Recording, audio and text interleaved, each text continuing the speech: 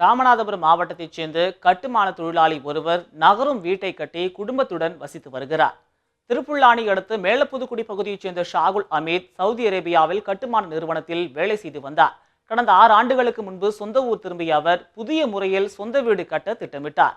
இதனையடுத்து அடித்தளம் அமைக்காமல் raft fitting முறையில் நகரும் வீட்டை கட்டியுள்ளார். கான்கிரீட் ஸ்லாப் மேல் கட்டப்பட்டுள்ள இந்த வீட்டை ஸ்லாப்பிற்கு அடியில் பொருத்தப்பட்டுள்ள சக்கரங்களால் எளிதில் நகர்த்தி செல்ல முடியும் என கூறப்படுகிறது. இந்த நவீன கட்டுமான தொழில்நுட்பத்தை யாரிடமும் விற்கப் போவதில்லை என்று ஷாகுல் தெரிவித்துள்ளார். ஒரு பெரிய ஃபெசிலிட்டியாக இதெல்லாம் இல்லை. எல்லாரும் வீடு கட்டுற மாதிரி இந்த மாதிரி ஃபவுண்டேஷன் இல்லாமல் பூமிக்கு மேலேயே வச்சு வீடு கட்டியிருக்கேன். இது அதாவது எர்த்குயிக்கு நில அதிர்வு வந்தால் கூட நிலம்தான் அதாவது குலுங்குமே தவிர மேலே உள்ள கியூப் பெரிய பாதிப்பு ஏற்படாது.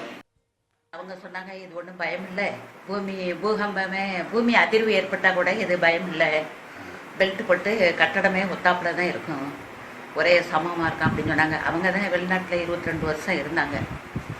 சரி, அவங்க விருப்பப்படியே செய்யட்டும்னு நாங்கள் சொல்லியிருக்கோம்.